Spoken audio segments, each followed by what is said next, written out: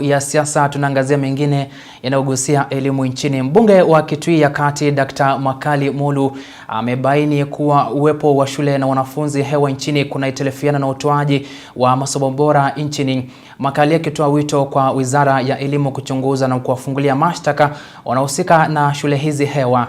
Mwanahabari wetu Mary Kyalo na taarifa hile. Baada ya ripoti ya mkaguzi mkuu wa hesabu za serikali kwa takriban shule 33 za hewa zinapokea mgao wa mabilioni ya fedha licha ya wao kutokuwepo.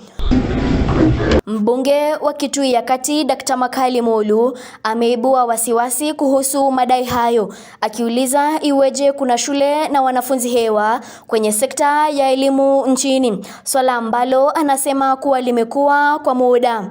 About 3 weeks ago, you saw on print media and also on television that the minister was confirming that through audit, forensic audit, he was confirming that we have ghosted students and we have ghosted schools in this country.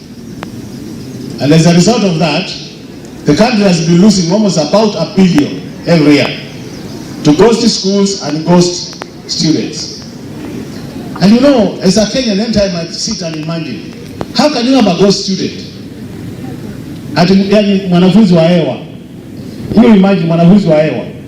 Because I'm sure I asked when I'm taking today how many students are in this school, he will give me the number to the last digit.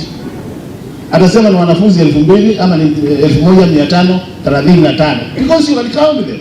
Mulu akiongeza kuwa iwapo mambo kama haya yataendelea kushuhudiwa, basi mwanga wa elimu utazimwa katika safari ya kuelekea Singapore. When we hear of this and we continue just as usual, I don't think we'll be in the right direction towards Singapore. We'll be going opposite Singapore. I don't think if you go to Singapore you find people doing things that way. Because we don't want the leaders to hear of such things happening in Kenya. And generally, ladies and gentlemen, because we are all Kenyans, if we want to take this country to the next level, the last of being tabia mbaya kidogo ya kuiba bila plan, kupeana vitu bila plan, tuache. Aidha, ametoa wito kwa Wizara ya Elimu kuhakikisha kuwa wote wanaohusika kwenye sakata hiyo wanakamatwa na kufunguliwa mashtaka. So I want to encourage senior government officials that if you are given a mandate to do, please do it faithfully. Na wale walihusika na hiyo kashfa ya ghost schools and ghost students, I believe they should be somewhere in jail now. And if they are not in jail, somebody is not doing this work.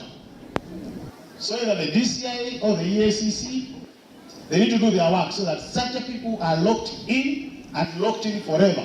Mary Kyalo, Undugu TV.